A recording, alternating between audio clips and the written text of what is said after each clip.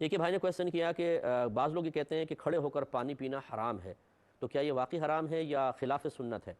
دیکھیں، حرام نہیں ہے، یہ خلاف سنت آپ اس کو کہہ سکتے ہیں، کیونکہ اگرچہ یہ نبی کریم صلی اللہ علیہ وسلم کے الفاظ ہیں کہ جو کھڑے ہو کر پانی پیے اسے چاہیے کہ قے کر دے، اس میں اظہار ناراضگی تو ہے، لیکن کسی بھی ہمارے فقیہ نے اس کو فرض یا واجب قرار نہیں دیا ہے، اور خود صحابہ کرام علیہ رضوان سے منقول ہے، آپ فرماتے ہیں کہ نحن نشرب و نمشی، ہم پی رہے ہوتے تھے اس حال میں کہ ہم چل رہے ہوتے تھے، یعنی جب قافلہ جا رہا ہوتا تھا تو چلتے چلتے پانی پینا، یہ تو صحابہ کرام علیہ رضوان سے ثابت ہے۔ اگر یہ فرض یا واجب کے درجے میں ہوتا تو معاذ اللہ کبھی بھی صحابہ کرام یہ عمل نہ کرتے۔ تو خلاصہ کلام یہ ہے کہ چونکہ اس میں سختی بھی آئی ہے، اور اتنی بھی سختی نہیں آئی کہ انسان گناہ گار ہو، تو اس لیے بہتر یہ ہے کہ بیٹھ کر ہی پانی پئیں، اور کیونکہ اس میں طبی نقطہ نگاہ سے اصل میں نبی کریم صلی اللہ علیہ وسلم کا مشورہ ہے، کیونکہ اس سے بیماریاں پیدا ہوتی ہیں،